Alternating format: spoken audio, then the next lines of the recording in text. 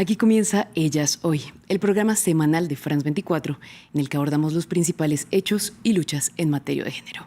Mi nombre es Manuela Cano y es un gusto estar con ustedes. Vamos con los titulares. En los Juegos Olímpicos de París, la participación de la boxeadora Imane Khalif ha generado controversia. La atleta se considera una mujer cis, pero ha recibido comentarios transfóbicos y ha llevado al Comité Olímpico a pronunciarse sobre la validez de su participación. Analizamos su caso en esta emisión. Venezuela se encuentra en el centro del huracán debido a unas cuestionadas elecciones que llevaron a la reelección del presidente Nicolás Maduro. En medio de esa crisis política, las activistas feministas señalan las deudas del actual mandatario en materia de derechos reproductivos y sexuales de las mujeres. Comenzamos en París, porque luego de que la boxeadora Imane Khalif venciera a la italiana Angela Carini en la categoría de 66 kilogramos, las redes sociales se llenaron de comentarios transfóbicos sobre su participación en los Olímpicos, diciendo que era un hombre que competía en categorías femeninas. Sin embargo, Khalif se reconoce como una mujer cis y ha participado toda su vida en competencias femeninas. Además, según el Comité Olímpico Internacional, cumple con todas las especificaciones que establece su reglamento. Escuchemos lo que dijo el organismo. Toda persona tiene derecho a practicar el deporte sin discriminación. Todas las atletas que participan en el torneo de boxeo de los Juegos Olímpicos de París 2024 cumplen con las normas de elegibilidad y de inscripción de la competición, así como con todas las normas médicas aplicables establecidas por la Unidad de Boxeo de París 2024.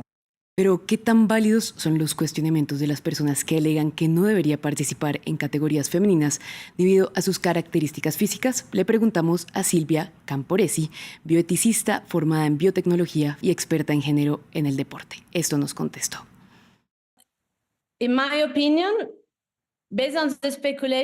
En mi opinión, basada en las especulaciones, basada en lo que sabemos, que tiene un SIA, síndrome de inestabilidad a los andrógenos, que tiene cromosomas que son XY. Ella tiene un SIA como Semenia. En mi opinión, debería competir en la categoría femenina sin modificar su cuerpo.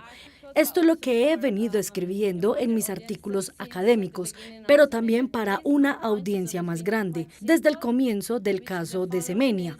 Mi punto sigue siendo muy simple y es el siguiente.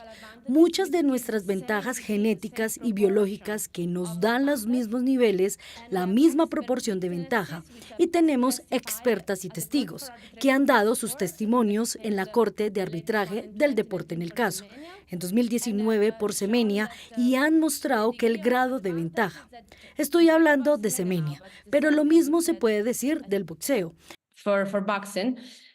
Que el nivel de ventaja con los atletas con testosterona alta pueden obtenerlo, pueden tener esa ventaja, ese rendimiento, incluso si no tienen un nivel alto de testosterona. Esto quiere decir que en la práctica que estas atletas pueden ser vencidas, que estas ventajas son solo una de las muchas ventajas biológicas y genéticas que puedes tener en el deporte. Unas que a veces incluso celebramos. Mi punto siempre ha sido que si le ponemos un límite a la testosterona, también se lo deberíamos poner a todos los puntos de ventaja que son proporcionales. Porque mi punto es que si la testosterona fuera desproporcional, entonces claramente ahí no sería un terreno equitativo. Pero ese no es el caso. La testosterona no es desproporcional a otras. Este es mi punto. Creo que debe competir. Pero claro, esto está abierto de alguna manera a revisiones. Volviendo a lo que dije antes, el Comité Olímpico tiene un marco que establece justicia, inclusión, igualdad y competir en una categoría femenina con atletas con SIA y dice que sí hay criterios y sí hay restricciones establecidas. Esto debe ser basado en ciencia y evidencia que tiene que ser específica por cada deporte. También analizamos con la experta cuáles deberían ser las regulaciones para los próximos Olímpicos que establezcan que una mujer pueda o no participar en las categorías femeninas.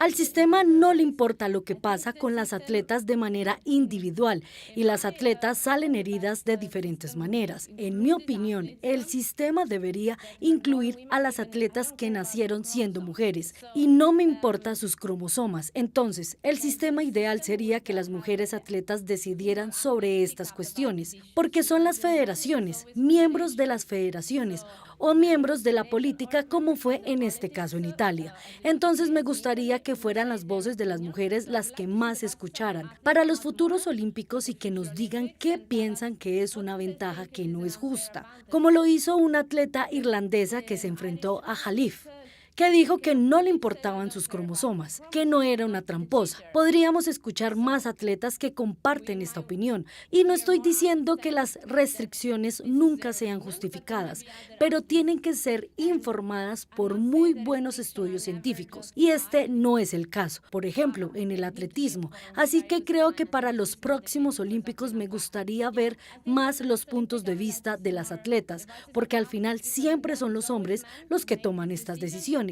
Y esto era lo que quería decir. Los hombres toman estas decisiones diciendo, queremos proteger a las categorías femeninas. Escuchamos esto todo el tiempo, que quieren proteger a las mujeres, que quieren proteger a las mujeres de las mujeres que no son mujeres. Y mi respuesta es siempre, ¿por qué tenemos que estar protegidas por hombres? No podemos decidir cómo queremos competir y entonces se vuelve algo más amplio. Es una cuestión que va mucho más allá. Ahora tiene que ver con el patriarcado y muchas cosas más. Seguimos hablando de olímpicos y para ello me acompaña Eumar Esaá, enviada especial de France 24 a los Olímpicos de París. Porque más allá de la polémica, estas justas también nos han dejado otras imágenes memorables, como lo vimos con la esgrimista Nada Hafez, que compartió que había competido embarazada de 7 meses. ¿Cómo se vive esto? ¿Consideras que es una imagen que tiene una fuerte carga simbólica? Sobre todo el mensaje, Manuela, que ella compartió después, porque probablemente al momento de la competencia pocas personas lo conocían. Ella, recordemos que reveló el día siguiente que estaba embarazada de 7 meses, pero lo más importante fue el mensaje que ella dio. Ella aseguró que competía para demostrar lo que es una atleta egipcia, lo que es una doctora y lo que la mayoría de las mujeres pueden hacer. Ella es patóloga, está formada, actuó desde el conocimiento y eso es muy importante saberlo, porque el sable es un arma particularmente violenta, a diferencia de la espada y el florete. El sable es la única arma de la esgrima que puntúa de canto, no solamente de punta, y eso tiende a que los combates sean muy violentos. Obviamente su conocimiento médico le permitió decidir que sí podía, tomar ese riesgo. No ha sido, eso sí, la única imagen que nos han dejado estos Juegos Olímpicos,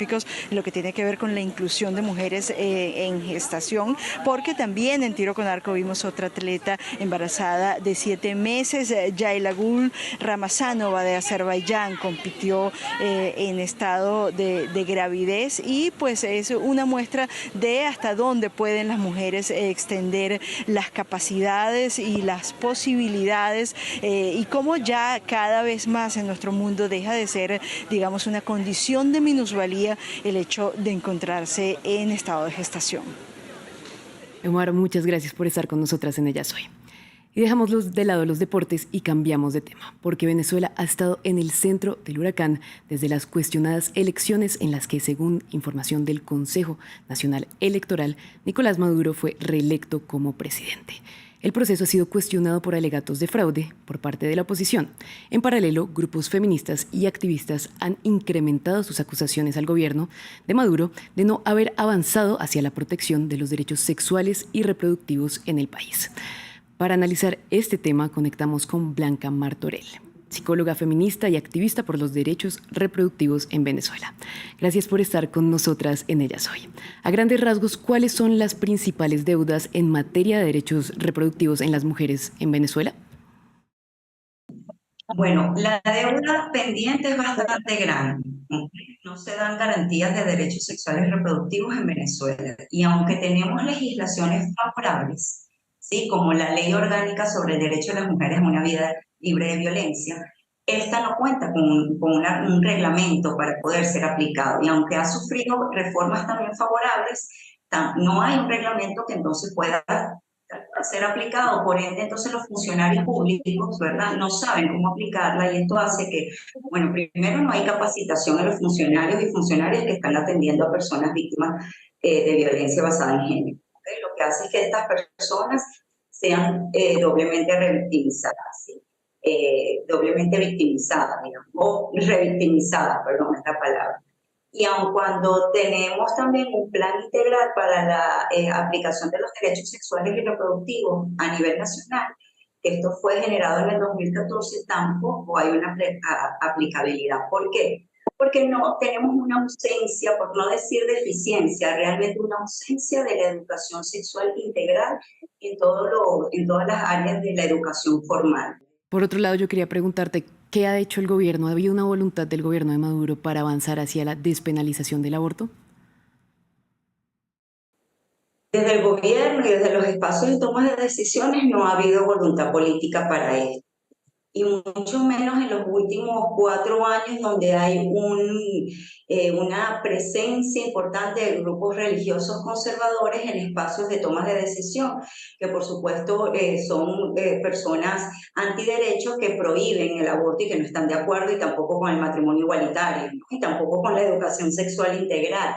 Por ende, si no hay voluntad política, seguimos en un estado de desprotección las mujeres y adolescentes. De hecho, la CEDAW, la Comisión para la Erradicación de la Violencia contra las Mujeres, ¿verdad?, el comité de la CEDAW, donde Venezuela es estado parte, hace unas observaciones con preocupación el año pasado acerca de esta materia. O sea, ¿cómo es posible que después de que se le han hecho observaciones al Estado venezolano, aún sigue el aborto siendo penalizado y aún siguen en riesgo las mujeres, sobre todo las más empobrecidas, ¿ok? Y las mujeres jóvenes? Las mujeres víctimas de violación no tienen acceso al aborto, por ende entonces se ven, bueno, empujadas a una clandestinidad donde su vida corre riesgo.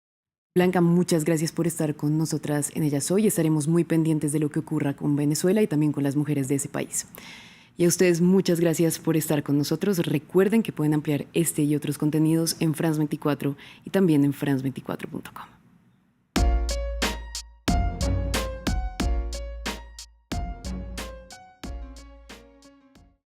Aquí comienza el espacio que France 24 le dedica a medio ambiente. Calentamiento global, pérdida de la biodiversidad, contaminación, las crisis de un planeta en peligro.